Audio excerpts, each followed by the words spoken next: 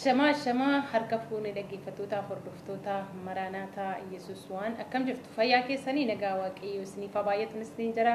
Kunoo har'a kunoo ayyaana jennee urgoofnee jirra. Har'a kunoo obboleettii koo Leelaa kan jedhamtu wajjiniin oolee dhimma ayyaana Adu'aa ilaalchisee dabalatallee dhimma Oromoo Booranatti hongeedhaan dhumaa jiru ilaalchisee jechuudha. Har'a walgahii yookaas immoo walitti qabaminsa godhaa turre jechuudha naannoo safaraa yookaas immoo imbaasii Itoophiyaatti.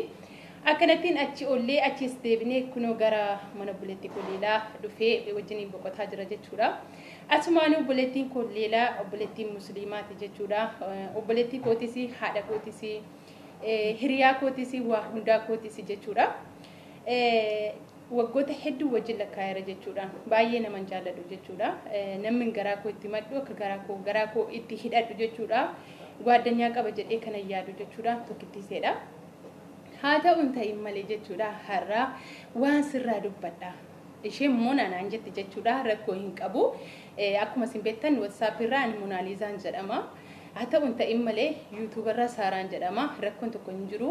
Akkaataa maseedhaa danda'ametti jechuudha. Waa'ee koo ibsuu ni dandeessi. Gara isheettiin isin dabarsaa obsaan dhaggeeffadhaa isiniin jedha.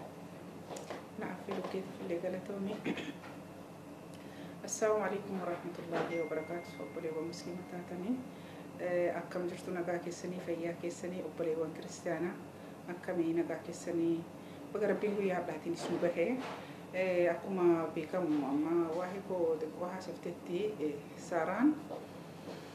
Saaraa kana waa baay'eedhaan ani ibsuu jaalladha. Anis waggaa baay'ee biyya kana tureera. Hamman ture kana keessatti immoo obboleettii dhugaa isin argadhe. Amantaan illee yoo addaan tokko hin taasifne garuu Oromummaadhaanis walitti dhufnaa.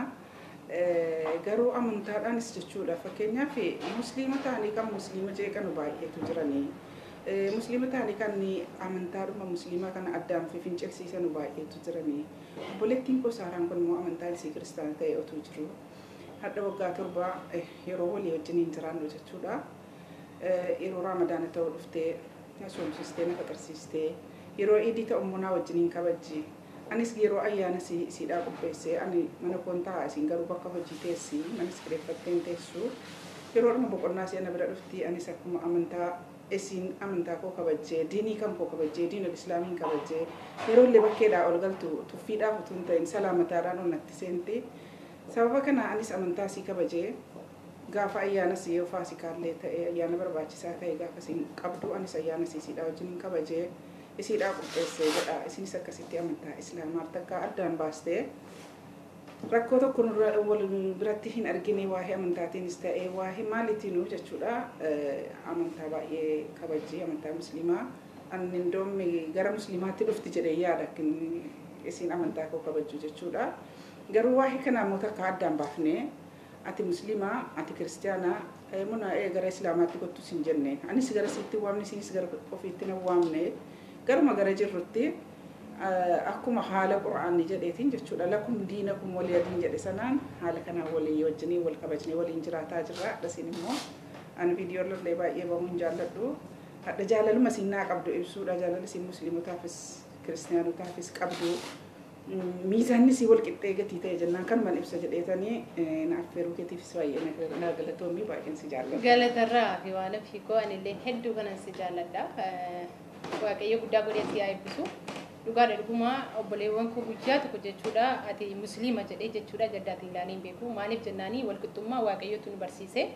Dhalli namaa kamiyyuu jechuudha ija walqixxeetiin ilaaluu qabna. Maaliif oromummaa walitti qabna. Amantiin keenya yoo adda addaa ta'u malee jechuudha. Hunduma isaanii nan jaalladha jechuudha. Haa ta'uun ta'in malee namatu gidduutti nuti dhufee dhiifama nu godhaa'e. Mee asumaanuu jechuudha obboleettii koo Leelaa andagamni waa tokko si gaafadha.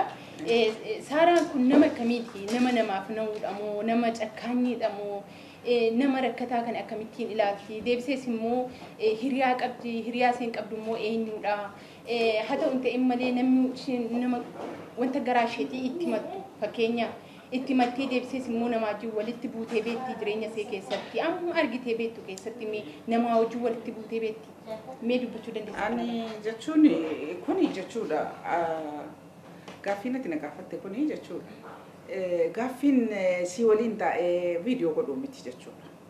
Nam tokko khayrii isaa isa abbaa duuba dubbatamu tuyyee rabbiin biratti jazaa'ii qaba malee fakkeenyaaf amma si bukkee taa'ee munaan kun akkasii munaan akkana kooti jechuun baay'ee sin gammachiisu ta'a.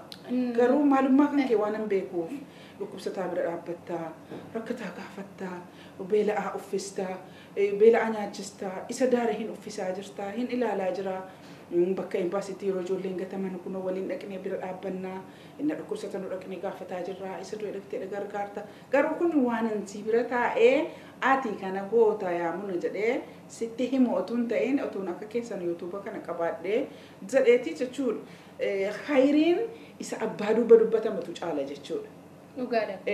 Kanaafuu an kana jedhee ibsuu hin danda'u.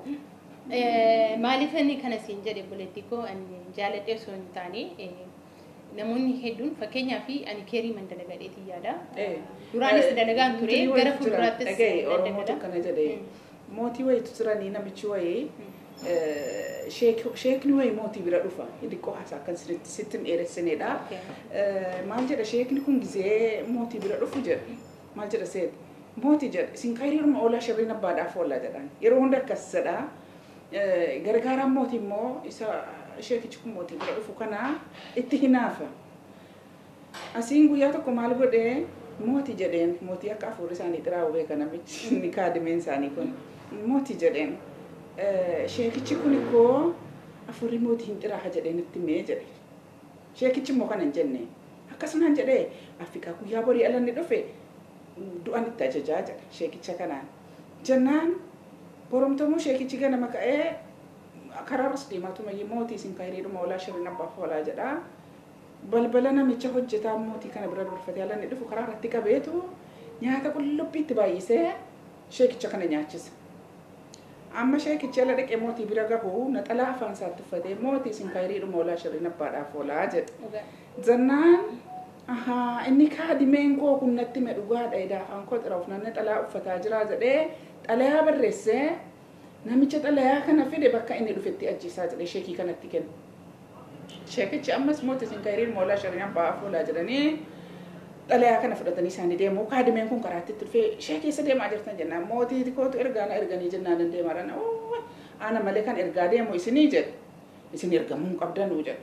Ishii dhaqigaa jedhanii mootii sin khayriidhuma oolaa sharriin abbaadhaaf oolaa jedhanii warra xalayaa kana ergama kaadimeetti kennanii mana ofitti galanii ganama ka'anii sheekicha bira dhaqanii assalaamu alaikum yaa mootii jedhanii mootii sin khayriidhuma oolaa sharriin abbaadhaaf oolaa jedhanii. Akkamitti dhufte sheekichaa jedheen jennaan akkinitti dhufe mootii sin khayriidhuma oolaa sharriin abbaadhaaf oolaa waraqata kaleessaa isa keessa jennaan xalayaa keessan kaadimee keessan tun harkaa fuudhee jedhe. Innaan sirkaa fuudhee deeme ati waan akkasii naan jette lakkisaan akkana siniin hin jenne yaa mootii akkana si gizeersumaaf na xalayaa afaan keetti uffattee akkas kaadimeen keessan karaa irratti naqabee nyaata qullubbiin itti baay'ate na nyaachisee jennaan akka afaan koo isinitti hin xiroofne jedheetaniyyee naxalaa uffadhee mootii sin khayriidhuma oolaa sharriin abbaadhaaf oolaa jedhe. Namichi inni naafe suni inni sheekicha ariisisuu jedhe dhaqee du'e. Sheekichi gizaatii gimmaashii fudhatee mootiidhaa wajjiniin mootii sin khayriidhuma oolaa sharriin abbaadhaaf oolaa jedhe. Ati kanaafuu ofiin ibsin hojii keetu si ibsa jechuufan siin jedhe. Ati of mul'isuurraa ati ana kanan taane takka namaan bollollee takka akkasii hin goone otoo hin ta'een hojii keetu si ibsaa deema. Hojiin kan kee yoomuu ifa si baasa. Fakkeenyaaf maana laata. Yoomuu hojiin ati hojjettu si ibsaa gorsi ati kennitu barumsi ati kennitu kanatu si mul'isaa deema malee ansi guddisee ani maqaa kee dhaheedhaaf. Yaa amma tokko jechuudha fakkeenyaa fi amma tokko namnichi nam beenne waa'ee ku dubbachuurraa ati seenna beektu jechuudha waa'ee ku dubbachuun akka salphaa ta'e beeki. Kanaafuu namichi nam beenne waan jedhee waa'ee ku dubbatullee hin qabu. Kanaafuu namichi sin beekin immoo yoo waa'ee keessa dubbate hamma machi fageessee haasa'a. Utuu dhiisee wayya. La osuma waa'ee kee dubbate iyyuu hamma machi fageessee dubbata. Fageessee dubbachuu hin jiru hin beeku waan hin beekne. Kanaafuu asuma irratti yoo gabaabsine jechuudha namichi waa'ee namaa beeku osoo waa'ee namaa odeessee baay'ee bareedaadha. Kanaafuu utuma immoo odeessuu dhiisee hojiin keessi odeessisa. Hojii keessi hima malee ati of hin himtu. Ani sin himu. Rabbiin hojii keessi fa bareechuu. Obboleewwan koo as keessa jirtan illee Rabbiin hojii keessan isiniif bareechuu. balbala isin banattan kana balbala YouTube isin banattan kana balbala khayrii ittiin hojjettanii khayrii ittiin nagaddanii bor guyyaa yoo malqiyaamallee hojii khayrii gaggaarii hojjettanii qabbana arshii ittiin dhaabattan rabbiin isinii haa godhu. Assalaamu alaykum warahmatullahi wabarakatuh. Nagaan bulaa. Thank you lady waaqayyo guddaa godhee si haa eebbisu nama shannansiistee nama waarsitee akka kanattiin dhugaa waaqayyo guddaa godhee si haa eebbisu eebbifamu siin jira. Egaan dhaggeeffattoota kootiif hordoftoota koo akkuma isin argitan jechuudha obboleettii koo haadha koo obboleettii waan hundaa koo jechuudha. Dhugaan isinitti waa hundaa kooti seeni yoo inni kubsadde kan mooqallee natti mooqu. Yoo inni kubsadde kan mana kiimaalee nageessu. Maqaa Jimmaayyuu tolcheeraaf. Yaa waa hundaa isheen Oromoo Jimmaatii ani Wallaggaadha jechuudha. Waa hundaa kooti jechuudhaan. Lafan taa'u taa'ee lafan hojii hojjedhutti waan akkasii godhimee jedhaanii dhugaadha guyyaa tokko noo hin danda'ullee naan jettee hin beektu qobaasee jiraatti. Ristooraansii kan mataa seetii qabdi. Utuma biizii taatee jirtu naqaanisitee hin beektu jechuudhaan. Kana egaa obboleettii akkasii waaqayyo namaa kennu jechuun anaan baay'ee tokko na dhibaa. Kanaafiyyuu waaqayyo baraaf jireenya see haa eebbisu jechuun jaalladha. Egaan warri nan beekne jechuudha asumaanuu na baraan isiniin jechuun jaalladha. An Maraanataa 2B1. Egaan obboleewwan koo sagantaa koo asuma irratti hin xumura. Guyyaan irraa kana fakkaata ayyaana Adwaallee akkanumatti dabarsinee uffata aadaa uffannee jechuudha. Haala bareedaadhaan dabarsinee kunimmoo amma gara mana ishee dhufnee mana isheetti arrafaa jirra jechuudha. Egaa turtiin keenya guyyaa har'aa walumaa galatti jechuudha akkanatti nutti babbareedeeti kan nu oolle. Nagaanaa ta'a eebbifamaa horaa bulaa deebanaa isinin jaalladha hunduma keessan I love you so much.